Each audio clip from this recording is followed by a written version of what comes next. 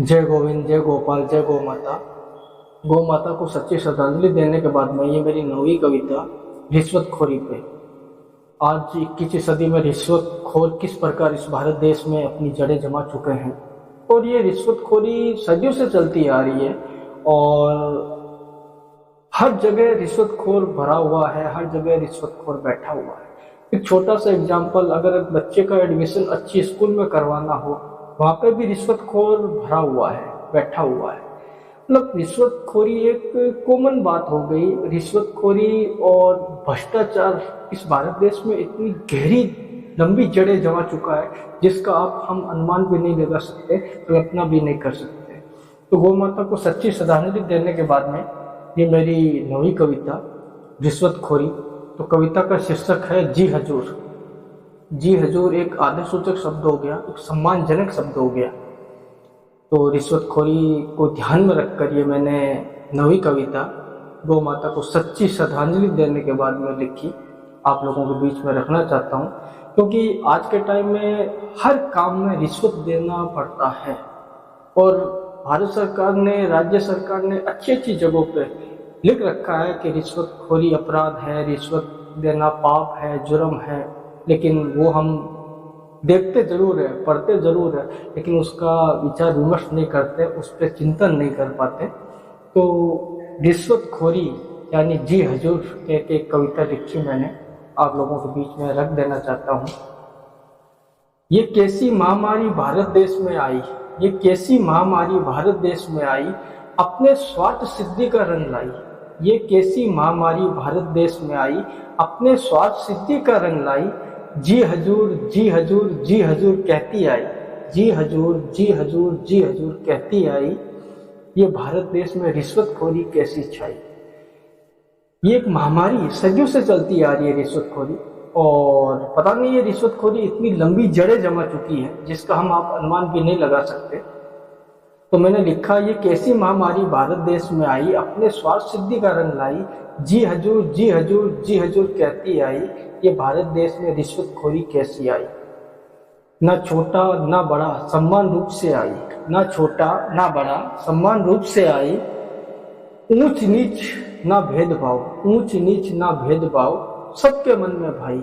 ऊंच नीच भेदभाव सबके मन में भाई। है विडंबना भारत देश की, है विडंबना भारत देश की। ये कृति कहाँ से आई। विडंबना का मतलब हो गया नकल उतारना और कृति का मतलब हो गया कुप्रथा, निंदनीय प्रस्ताव, निंदनीय प्रथा।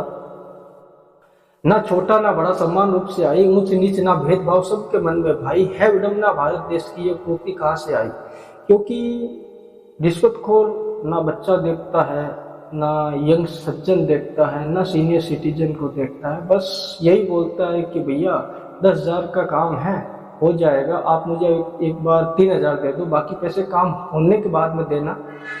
और वो ना छोटा देखता है रिश्वतखोर, ना बड़ा देखता, ना सीनियर सिटीजन को देखता, ना एक मिडिल क्लास आदमी को देखता है। वो सम्मान रूप से बोलता है काम हो जाएगा, अभी कुछ पैसे दे दो, बाकी सारा काम बाद में हो जाएगा। एक 20 साल बच्चे को भी नहीं बख्शता, एक 40 साल नौजवान को भी नहीं बख्शता, एक सीनियर सिटीजन के रूप में जो इस धरा पे सज्जन है उनको भी नहीं बख्शता। ना छोटा ना बड़ा सम्मान रूप से आई। ऊंच नीच भेदभाव सबके मन में भाई। कोई ऊंच नीच नहीं है, उम्र का भी ख्याल नहीं है, गरीब है, मिडल है या पैसे वाला, उससे कोई लेना देना नहीं होता। बस उसको खाली अपने रिश्वत के एवज में कुछ पैसे मिलने चाहिए, तभी काम हो पाएगा, अन्यथा नहीं हो पाएगा।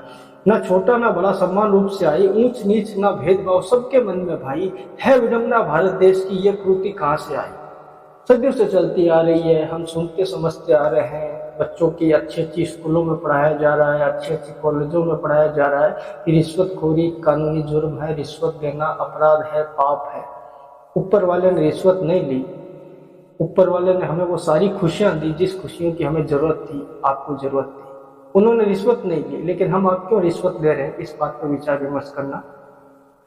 स्कूल कॉलेज अस्पताल राज दफ्तर में चली आई, स्कूल कॉलेज अस्पताल राज दफ्तर में चली आई। ना जाने कहाँ कहाँ छाई। स्कूल कॉलेज अस्पताल राज दफ्तर में चली आई, ना जाने ये कहाँ कहाँ छाई। समान रूप से सबको पाठ पढ़ाती, समान रूप से सबको पाठ पढ़ाती, देख भाई ये कलमुई कहाँ से आई। स्कूल में अगर एक बच्चे का एडमिशन करवाना है तो वो बच्चा बोलता है कोई नहीं पापा, 10,000 रुपये फालतू ही तो ले रहे, 20,000 रुपये फालतू ही तो ले रहे, अब एडमिशन करवाओ।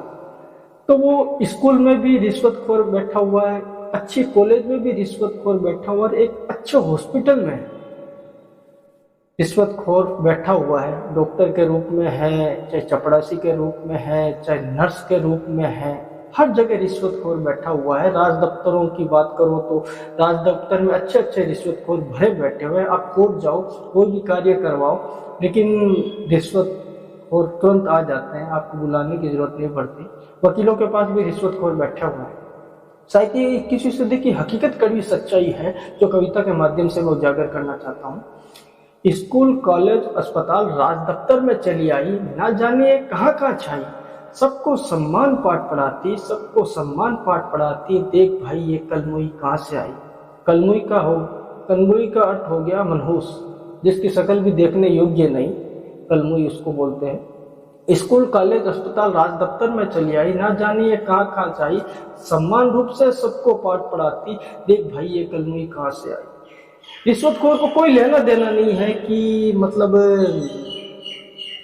बच्चे से क्या रिश्वत मांगू, ये गरीब आदमी है, रिश्वत दे पाएगा कि नहीं दे पाएगा। हाँ, रिश्वत की थोड़ी क्वांटिटी कम हो सकती है, रिश्वत की पैसे की जो बाउंडेशन है थोड़ी कम हो सकती है, लेकिन रिश्वत चलेगी जरूर, रिश्वत जाएगी कहीं नहीं। ये हमारे एक विवेक के अंदर, एक दिमाग के अंदर एक भाव बन गया है। इस भाव को हम किस प्रकार निकालें, क्योंकि रिश्वत हर जगह रिश्वत। आप एक जनरल सा एग्जांपल मैं देना चाहता हूँ। रेलवे स्टेशन पर जनरल टिकट खरीदनी है, अगर सफर यात्रा के दौरान अगर हमें जनरल टिकट खरीदनी है रेलवे स्टेशन से, तो वहाँ पे भी रिश्वतखोर बैठे हुए हैं। वो बोलते हैं भैया क्यों लाइन में खड़ा हो रहा है, 50 रुपये एक्स्ट्रा लगेंगे, तेरे को भी तुरंत टिकट ला के देता हूँ। तो कहने का मतलब मेरा यही है, रिश्वतखोर हर जगह भरा हुआ है, हर जगह बैठा हुआ है। स्कूल, कॉलेज, अस्पताल, राज दफ्तर में चली आई, ना जाने ये कहाँ कहाँ छाई, सम्मान रूप से सबको पाठ पढ़ाती, देख भाई ये कलमुई कहाँ से आई। जी हजूर, जी हजूर, जी हजूर कहती आई, ये भारत देश में रिश्वतखोरी कैसी छाई। माता पिता दादा दादी, माता पिता दादा दादी को सम्मान पाठ पढ़ाती, माता पिता दादा दादी को सम्मान पाठ पढ़ाती, चंद दिनों में काम बना लाती। माता पिता दादा दादी को सम्मान पाठ पढ़ाती, चंद दिनों में काम बना लाती, ज्यादा नहीं मांग रहा, ज्यादा नहीं मांग रहा, सबका मन मोह लेती, सबका मन मोह हर लेती, सबका मन मोह हर लेती। माता पिता दादा दादी को सम्मान पाठ पढ़ाती, चंद दिनों में काम बना लाती, ज्यादा नहीं मांग रहा, सबका मन मोह हर लेती। मतलब एक दादा यही चाहता है कि मेरे बच्चे के अच्छी स्कूल में एडमिशन हो जाए। अब रिश्वत तो देनी पड़ेगी, कोई बात नहीं, रिश्वत दे दो, बच्चे का अच्छी स्कूल में एडमिशन हो जाए। अगर किसी के घर में कोई बीमार है, वो अच्छे हॉस्पिटल की ओर रुख कर रहा है, तो वहाँ पे डॉक्टर, नर्स, चपड़ासी बोलते हैं भैया आप यहाँ क्या दिखवा रहे हो सरकारी हॉस्पिटल में, डॉक्टर साहब की क्लिनिक में आके दिखाओ, आराम से शांति से देख लेंगे और आपका अच्छी तरह से ट्रीटमेंट कर लेंगे। जिस डॉक्टर को एक सरकारी हॉस्पिटल में अपनी सेवाएं देनी चाहिए वो न दे करके अपनी पर्सनल क्लिनिक खोल के बैठे हुए हैं। ये हकीकत 21वीं सदी की सच्चाई है। और हम डॉक्टर को एक ईश्वर का दर्जा देते हैं, क्योंकि एक जीवन को पार लगाने वाला, यानी एक जीवन बचाने वाला, जीवन की रक्षा करने वाला, तो भगवान के रूप में, एक ईश्वर के रूप में है। वही ईश्वर, वही भगवान डॉक्टर अपने क्लिनिक में जाके 300 रुपये, 500 रुपये, 700 रुपये, 1000 रुपये फीस लेके मरीज को देखता है। माता पिता दादा दादी को सम्मान पाठ पढ़ाती, चंद दिनों में काम बना लाती, ज्यादा नहीं मांग रहा, ज्यादा नहीं मांग रहा, ज्यादा नहीं मांग रहा, सबका मन मोह हर लेती। रिश्वतखोर बोलता भैया 10,000 लगेंगे, 3,000 अभी दे दो, बाकी पैसे काम होने के बाद में देना, कोई दिक्कत नहीं है, कोई हड़बड़ी नहीं है, लेकिन दे दो, बस देने के बाद में आपका सारा काम हो जाएगा। माता पिता दादा दादी को सम्मान पाठ पढ़ाती, चंद दिनों में काम बना लाती, ज्यादा नहीं मांग रहा, सबका मन मोह हर लेती। ना साहब दिखते, ना साहब दिखते, ना अफसर दिखते, ना दिखता राजतंत्र, ना साहब दिखते, ना अफसर दिखते, ना दिखता राजतंत्र, कुछ दे दो, कुछ दे दो, काम सर जाएगा। सरकारी दफ्तरों में भी चपड़ासी जो रिश्वतखोर की ओर से अपना काम करते हैं, रिश्वत देने के बाद में सर साहब वो फाइल आगे पहुंचाते हैं, तो एक सेटिंग बनी हुई है। ये काफ़ी लंबी चौड़ी चेन है। इस चेन का हम अनुमान भी नहीं लगा सकते। हर जगह चेन लंबी भरी हुई है, हर जगह, हर मुकाम पे। ना साहब दिखते, ना अफसर दिखता, ना दिखता राजतंत्र। कुछ दे दो काम सर जाएगा। सरकारी ऑफिस में अफसर बैठा भी नहीं है, वो चपड़ासी बैठ के हैंडल कर रहा है और चपड़ासी ही सारी फाइलें अफसर साहब तक पहुंचाता है। और उस फाइलों को, जिस फाइलों से अफसर साहब के साइन करवाने या कुछ काम करवाना है, तो चपड़ासी महोदय फाइल अफसर साहब तक पहुंचाते हैं। तो आपस में एक चेन बनी हुई है सबकी। ना साहब दिखते, ना अफसर दिखता, ना राजतंत्र दिखता। ना साहब दिखते, ना अफसर दिखता, ना राजतंत्र दिखता। कुछ दे दो काम सर जाएगा, कुछ दे दो काम सर जाएगा। ये न्याय व्यवस्था सदियों से चली आई, ये न्याय व्यवस्था सदियों से चली आई, दीमक की भांति निरंतर बढ़ती छाई। ये न्याय व्यवस्था सदियों से चली आई, दीमक की भांति निरंतर बढ़ती छाई। प्रमोशन, नौकरी, न्याय मिल जाएगा, प्रमोशन, नौकरी, न्याय मिल जाएगा। ये जटिल बीमारी भारत देश में कहाँ से आई? न्याय व्यवस्था सदियों से चली आई, दीमक की भांति निरंतर बढ़ती छाई। प्रमोशन, नौकरी, न्याय मिल जाएगा। ये जटिल बीमारी भारत देश में कहाँ से आई? अगर आज नौकरी के लिए प्रमोशन भी करवाना है तो वहाँ पे भी रिश्वत देनी पड़ेगी। रिश्वत के बगैर कोई काम नहीं होता। ये हमारे विवेक में एक मानसिकता है जो घर कर गई है। इस मानसिकता को हटाना कैसे है? मतलब हर बंदा यही सोच रहा है कि रिश्वत के दिए बिना काम नहीं होता। और मैंने इन्हीं सज्जनों से सुना कि रिश्वत लिए बिना कोई कार्य नहीं होता, रिश्वत देनी पड़ती है हर काम के लिए। तो ऊपर वाले ने रिश्वत नहीं ली, लेकिन ऊपर वाले ने वो सारी खुशियां हमें आपको दी जिस खुशियों की आपको जरूरत है, मुझे जरूरत है। वो सारी खुशियां ईश्वर ने, ऊपर वाले ने, प्रभु ने, परमपिता परमेश्वर ने हमें आपको दी है। वो रिश्वत नहीं मांगता, हम आप क्यों मांगते हैं रिश्वत? ये न्याय व्यवस्था सदियों से चली आई, दीमक की भांति निरंतर बढ़ती छाई। प्रमोशन, नौकरी, न्याय मिल जाएगा। ये जटिल बीमारी भारत देश में कहाँ से आई? जी हजूर, जी हजूर, जी हजूर कहती आई। ये भारत देश में रिश्वतखोरी कैसी छाई? न्याय व्यवस्था सबके साथ सम्मान है। रिश्वतखोर बोलता भैया कानून सबके लिए सम्मान है, कानून सबके लिए बराबर है। लेकिन कानून के बुक में ये नहीं लिखा हुआ है कि आप निर्दोष आदमी से, जिसका एक पेंशन भी बनवाना है, एक सीनियर सिटीजन का पेंशन भी बनवाना है, वहाँ पे भी रिश्वतखोर भरे बैठे हुए। कोर्ट चले जाओ, वहाँ पे भी रिश्वतखोर बैठे हुए। अच्छे हॉस्पिटल में अच्छा ट्रीटमेंट करवाना, वहाँ पे भी रिश्वतखोर बैठे हुए। अच्छी स्कूल में बच्चे का दाखिला करवाना, बच्चे का एडमिशन करवाना, वहाँ पे भी चपरासी के रूप में रिश्वतखोर बैठा है, मिल जाएगा। न्याय व्यवस्था सबके साथ सम्मान है, न्याय व्यवस्था सबके साथ सम्मान है। न्यायाधीश महोदय माला माल है, न्याय व्यवस्था सबके साथ सम्मान है। न्यायाधीश महोदय माला माल है। वकील साहब कमाल है, वकील साहब कमाल है। दे दो जरा, दे दो जरा, दे दो जरा, सब हैरान है। न्याय व्यवस्था सबके साथ सम्मान है। न्यायाधीश महोदय माला माल है। वकील साहब कमाल है। दे दो जरा, दे दो जरा, दे दो जरा, सब हैरान है। आज वकील साहब भी बोलते हैं कि भैया पैसे दोगे तब आपका केस मुकदमा लड़ा जाएगा। पैसे तो देना ही पड़ेगा। हाँ, जहाँ 20,000 रुपये लगते हैं, जहाँ 30,000 रुपये लगते हैं, वहीं पर 10,000 दे दो, आपका काम स्टार्ट कर देता हूँ, फाइल आगे तक पहुँचा देता हूँ। और वही वकील साहब बोलते हैं, वही वकील साहब की पुस्तक में, किताब में लिखा हुआ है कि रिश्वत लेना देना कानूनी जुर्म है। न्याय व्यवस्था सबके साथ सम्मान है। न्यायाधीश महोदय माला माल है। वकील साहब कमाल है। दे दो जरा, दे दो जरा, सब हैरान है। कानून सबके लिए सम्मान है। वकील साहब का कहना है कानून सबके लिए सम्मान है, रंगदारों का बड़ा मान है। कानून सबके लिए सम्मान है, रंगदारों का बड़ा मान है। जितना चाहो उतना बोलो, जितना चाहो उतना बोलो। साहब आपका भी बड़ा सम्मान है, साहब आपका भी बड़ा सम्मान है। एक पैसे वाला वो बोलता है मेरा ये काम हो जाना चाहिए, कितना लेगा इस काम के एवज में? तो बोलते हैं रिश्वतखोर कि भैया 50,000 लग जाएगा, 30,000 लग जाएगा, 10,000 लग जाएगा, कोई भी काम हो। तो एक रंगदारों का राज चल रहा है और तुरंत वो पैसे देते हैं और उनका काम चंद दिनों के अंदर हो जाता है, चंद घंटों के अंदर हो जाता है। इतना रंगदारों का सम्मान है। तो कानून सबके लिए सम्मान है, रंगदारों का बड़ा मान है। जितना चाहो उतना बोलो, जितना चाहो उतना बोलो, साहब आपका भी बड़ा सम्मान है। रिश्वतखोर को जब एक पैसे मिल जाते हैं मुंह मांगे, तो वो पैसे देने वाले को साहब बोलता है, और साहब आपका भी बड़ा सम्मान है। उसको बोलना पड़ता है, क्योंकि लक्ष्मी जी जब मेहरबान होती है तो छप्पर फाड़ के देती है। तो वो शायद रिश्वतखोर को, रंगदार जो पैसे वाला था, उसने अच्छा रिश्वत दे दिया, तो उसको सम्मान करना ही पड़ेगा रंगदार पैसे वालों का। कानून सबके लिए सम्मान है, रंगदारों का बड़ा मान है। जितना चाहो उतना बोलो, साहब आपका भी बड़ा सम्मान है। रिश्वतखोर को बोलना पड़ता है, साहब आपका भी बड़ा सम्मान है, कोई बात नहीं, काम हो जाएगा, आप आराम से बैठो, वो टेंशन लेने की जरूरत नहीं है, अब आराम से आप निश्चिंत रहो, आपका काम हो जाएगा। साथ में बैठकर सुख दुख की बातें कर लेते, साथ में बैठकर सुख दुख की बातें कर लेते, पुरानी यादें तरोताजा कर लेते।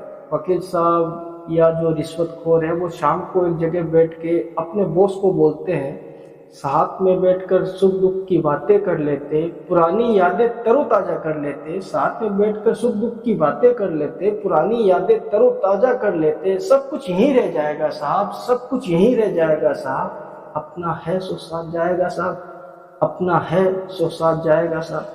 क्योंकि रिश्वतखोर शाम को अपने बॉस के साथ, अपने अफसर के साथ बैठ के मीटिंग करते हैं, और एक चपड़ासी जो रिश्वतखोर छोटा बैठा हो अपने साहब से बोलता है, साथ में बैठकर सुख दुख की बातें कर लेते, पुरानी यादें तरोताजा कर लेते, सब कुछ यहीं रह जाएगा साहब, सब कुछ यहीं रह जाएगा साहब, अपना है सो साथ जाएगा साहब, अपना है सो साथ जाएगा साहब। क्योंकि सुख दुख की बातें करने का श्रेय इनको ही है। एक हम आप बात नहीं कर पाते हैं, कई बार हम रिश्तेदारों से या परिवार से बात करते हैं तो सामने वाला बिजी होता है, तो सामने वाला अगर फ्री होता है, वो उसका बात करता है, तो हम लोग बिजी होते हैं, तो 2-2 3-3 महीना हो जाता है, हम लोग बात भी नहीं कर पाते हैं। लेकिन रिश्वतखोर, जो रिश्वत के दलाल बैठे हुए इस भारत देश में, जो रिश्वत बहुत आसानी से हंस के मांगते हैं, वो शाम को बैठ के सुख दुख की बातें करने का भी प्रोग्राम बनाते हैं। ये कड़वी हकीकत सच्चाई है इस भारत देश में।